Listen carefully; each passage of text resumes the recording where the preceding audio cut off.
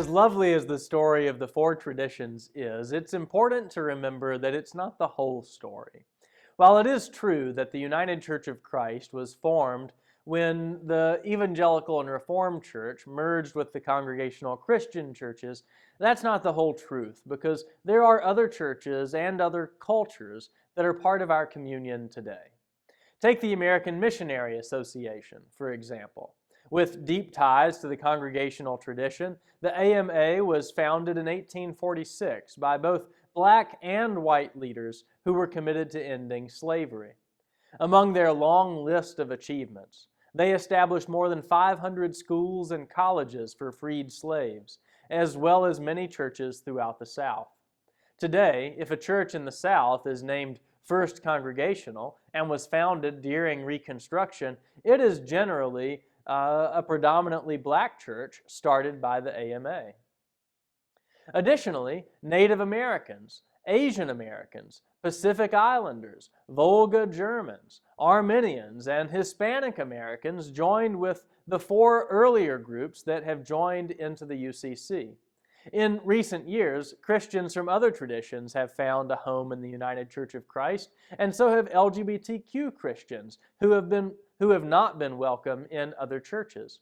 Thus, the United Church of Christ celebrates and continues a great variety of traditions in our common life.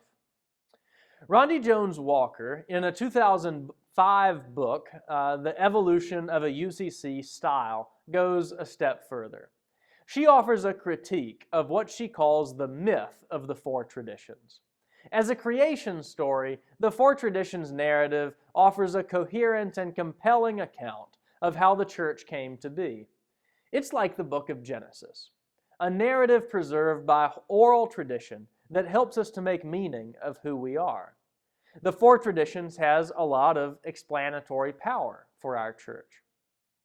It helps us to understand abiding tensions in the life of our congregations, like how to reconcile the autonomous units of Congregationalism with the more Presbyterian traditions of the Evangelical and Reformed Church. The four traditions myth also helps us to remember groundbreaking leaders in our history and movements that changed the life of our church and our nation. But it's an incomplete story. It obscures conflicts. It silences women. It presents a sympathetic reading of a history that really wasn't so simple. And more to Walker's point, the United Church of Christ isn't so young anymore. A lot has happened in 59 years. We've lived through the civil rights movement, through advances in feminism, gay rights, and disabilities rights. Have none of these altered the life of our church? To stop the story with the myth of the four traditions is like only reading the first book of the Bible. God's revelations to the church have so much more to say to us. The Union of Four Traditions approach to our history, writes Rondie Jones Walker, served the denomination well when most people in it came from one of the four traditions and could remember their lives as separate churches. In other words, we need more than a creation story to have an ecclesiological identity.